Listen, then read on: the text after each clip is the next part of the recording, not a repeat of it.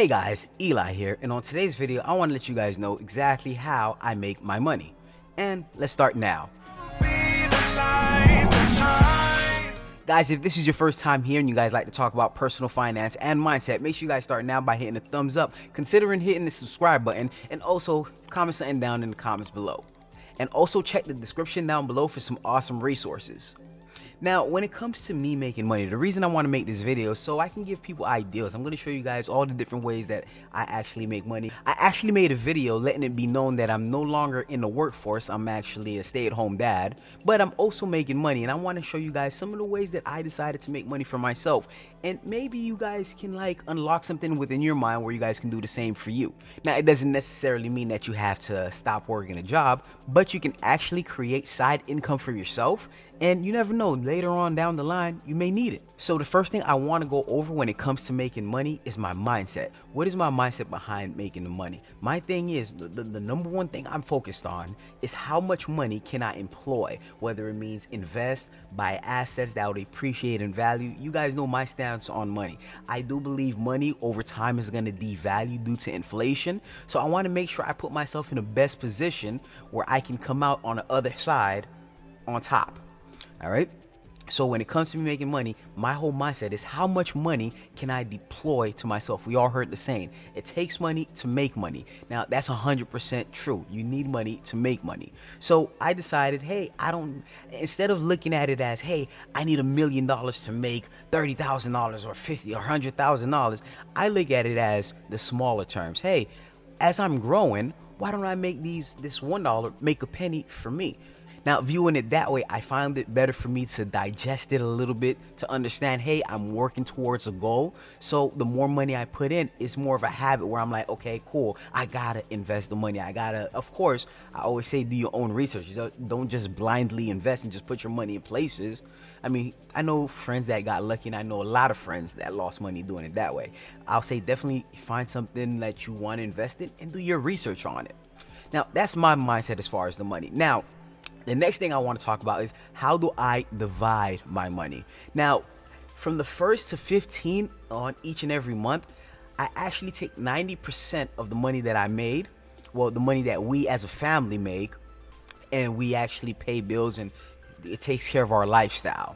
And then 10% actually goes to bill. Now, this is something that we just took into effect recently.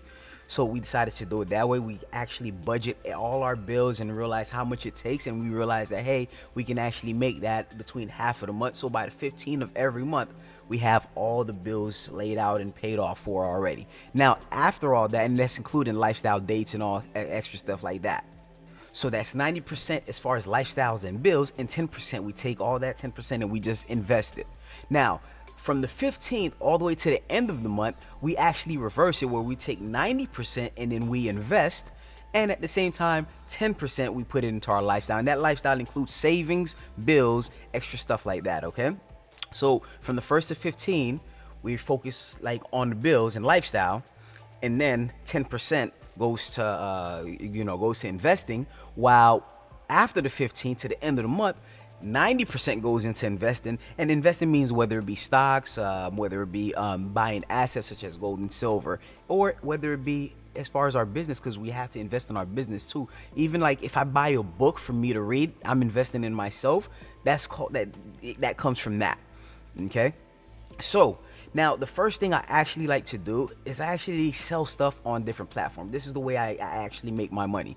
I sell stuff on different platforms, whether it be Let Go, OfferUp, the Facebook marketplace, anything that I find around. When I go to my mom's house, there's tons of stuff she wants to get rid of, and she just say, hey, you can have it, get rid of it. And I'm like, don't worry, all right, let me take a picture of it, put it on Facebook marketplace, put it on OfferUp, put it on Let Go, and then I see what I can actually, whatever I sell. Of course, I got to give a little kickback to my mom's. I mean, yeah, you don't want to hear that conversation.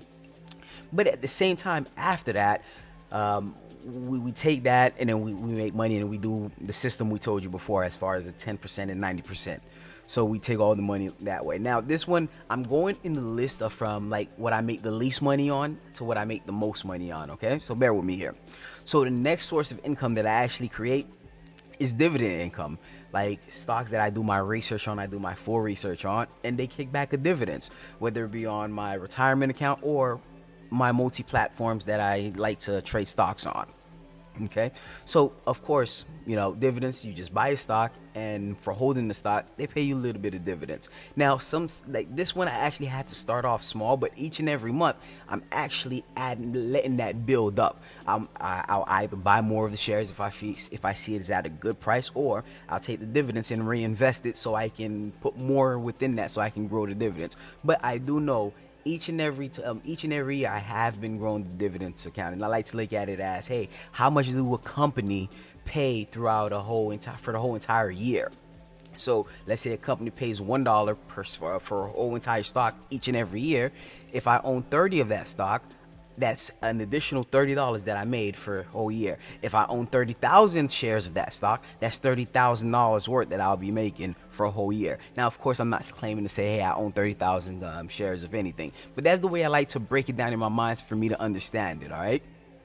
Now, the third way I actually like to make money is I actually sell products on my website.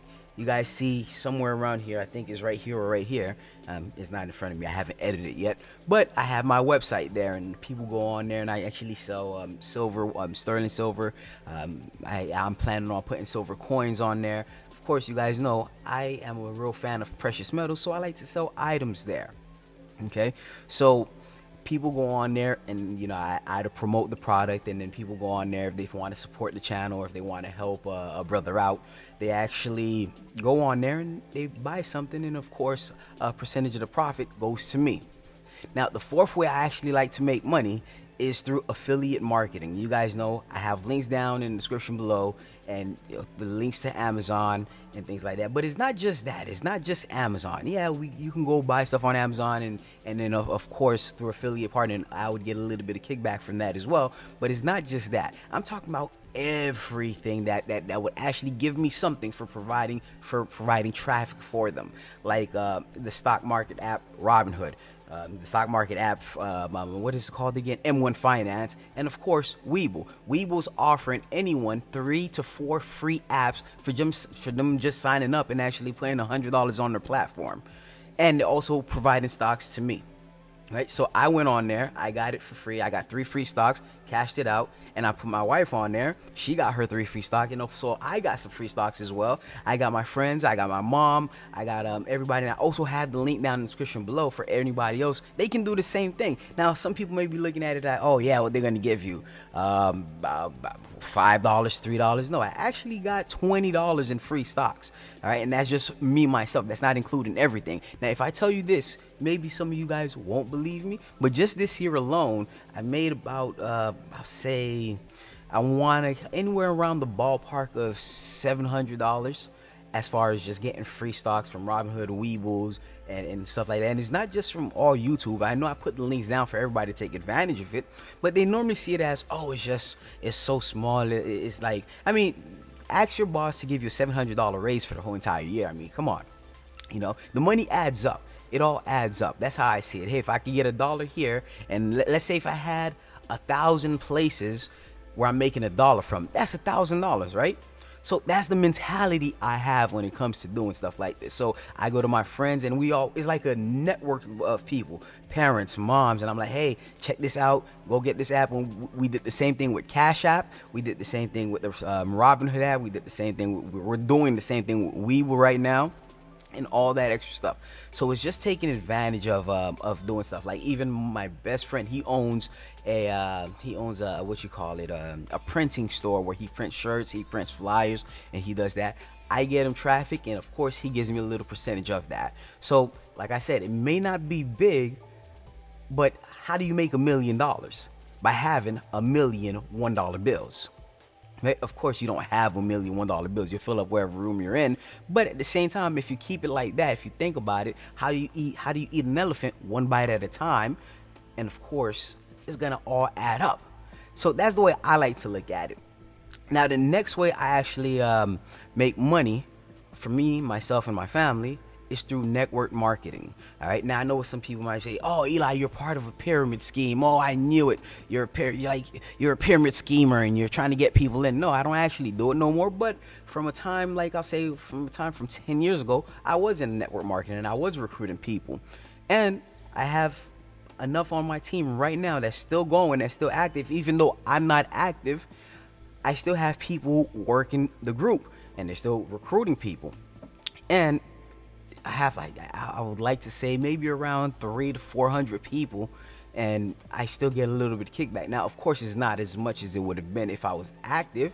And of course, like I said, I'm on the top, but I'm not the one making the most money in the group. I know people in that group that I personally put in that's making $4,000 a month, and I'm not making that in a month. So I wish it was a pyramid scheme, to be honest with you. Then I would have made more money since I was the one on top. So it doesn't really work like that. I mean, do your research, but of course, I'm not telling anybody. I'm not promoting network marketing. I'm just saying that's something I did and I experienced myself. All right, and of course, I make money from it on a month-to-month basis, and that's really residual income. Any little bit adds up. All right. Now, the next way I like to make money is through YouTube. All right, that's where I'm actually recording videos. Like this video right now, I'm 99% sure by the time you're watching it, that's not what I'm doing. I'm not actually on YouTube or recording a video. But 9 times out of 10, you probably saw an ad on this video as well. And of course, yes, YouTube gives me a little bit of kickback from that as well. So you guys pretty much know how the YouTube thing works. If not, I mean, there's tons of videos that explains it. All right. Now, the next way I like to make money is money made off interest. I'm always shopping around to find the best bank that offers the best interest where I can put my money in. And of course, they give me back. Now, I did find T-Mobile when I made a video about them. You guys can see that right here. Explaining that they actually provide 4%, 3 to 4. I'm pretty sure it's 4%. Yeah, 4%. Kind of forgot, 4% interest on the money, the first $3,000 that I have in there, and 1% off every other money I have outside the 3,000. So for the first 3,000, they give me 3%, or is it the first 4? If you guys want to know, check that. Check the link down right here. All right. So I do make money off that, but of course, I actually found a way. I mean, if banks can loan money and charge interest, I realize, hey, people I trust, if they need money and I know they'll give it back to me, I'll lend them the money, and then, hey, I just want a little bit of interest back. And it helps them out. It helps me make money. It helps put money in my pocket, put food on my table, and at the same time, it helps them with their endeavors as well. Okay. And that's just with people I truly trust. I'm not gonna just see somebody on cross the street like, hey man, I need a loan $1,000. Oh, no problem. What's your social? Let me give you a loan. No, I'm not doing that. It has to be people I trust that I know for a fact that would give me the money back. Okay, so yeah, that's another way, and some people may not think of it that way. But hey, I mean, if banks can do it, why not people? Why can't I do it? Right? Of course, banks are regulated and things like that. But hey, I'm gonna do it anyways. Okay. Now, the next thing is I actually have a home business. This is where mostly my wife is doing. You see me, I'm in my office. She has a whole entire office it's like 10 times bigger than this right here. But she does her business, and she makes her money doing that. So, of course, these are both at-home businesses. Now, the last way that I make money is through capital gains. Capital gains. Now, capital gains is just from my investments.